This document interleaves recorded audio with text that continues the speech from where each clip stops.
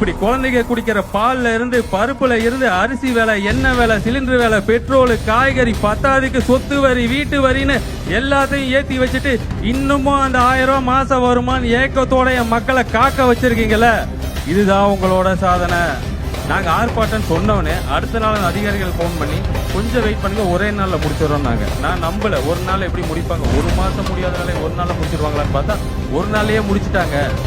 அப்போ அந்த ஒரு நாள் முடியற வேலையை ஒரு மாசமா இழுத்தாங்கல்ல. என்ன ஒரு தைரியம் தெரியுமா? இங்க யார் கேப்பா அப்படிங்கிற தைரியம். உங்களை நம்பி இவ்வளவு வருஷமா ஓட்டு போடணும், எவ்வளவு ஏளனமா பாக்குறீங்க நீங்க. அந்த 2000 ரூபாய் கொடுத்துட்டா உங்களுக்கு இவங்க எல்லாம் அடிமை. எங்க கிட்ட பணம் இல்லை. இந்த கூட்டம் நடத்துற கூட எங்கிட்ட மாற்றுக் கட்சி நண்பர்கள்லாம் சொன்னாங்க, ஏன் நீங்க போய் ஒயின் ஷாப்ல கேட்டீங்கன்னா ஒரு 10-10,000 ரூபாய் கொடுப்பாங்க.